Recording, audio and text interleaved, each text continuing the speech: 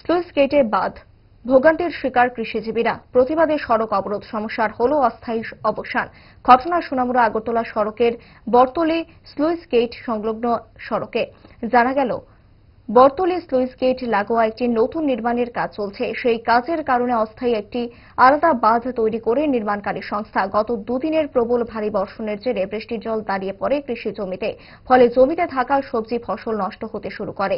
এই অবস্থা থেকে নিস্তার পেতে তাৎক্ষণিক প্রতিক্রিয়ায় সড়ক অবরোধ করে বসেন ক্ষতিগ্রস্ত কৃষকরা। অবরোধের জেরে ভোগান্তি শুরু হয় জনচলাচলে। খবর পেয়ে ঘটনাস্থলে ছুটে আসেন সোনামুড়া থানার ওসি তাপস দাস। কথা বলেন অবরোধকারীদের সঙ্গে। আলোচনার মাধ্যমে ড্রজার এনে বাঁধ মুক্ত করে দেওয়ার পর অবরোধ প্রত্যাহার করে নেন ক্ষুব্ধ কৃষকরা।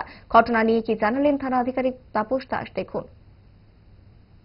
একটা খবর ছিল যে এখানে যারা কৃষক শ্রেণীর লোক আছে ওনারা আমাদের যে বটতলী সুইচ গেট আছে এখানে, তো তাদের এসে তৎক্ষণাৎ যখন শুনলাম আসলাম এবং এসে দেখলাম, এবং তারা বললো যে তাদের অনেক জমি নাকি জলের নিচে পড়ে আছে। তো এখানে একটা নতুন কনস্ট্রাকশন চলছে, সুইচ গেট নতুন বানানো।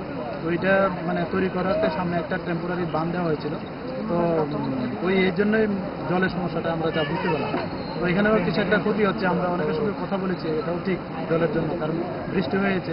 তো যাই হোক, এটা তাদের সঙ্গে কথা বলে ব্যাপারটা সমাধান হয়েছে। এবং আপনারা দেখছেন যে যারা এটা নিয়ে কাজকর্ম করছেন, ওনারা ড্রজার দিয়ে জলটা কিভাবে এখান থেকে নিকাশ করা যায় তার জন্য চেষ্টা চালিয়ে দিচ্ছে এবং তারা করছে।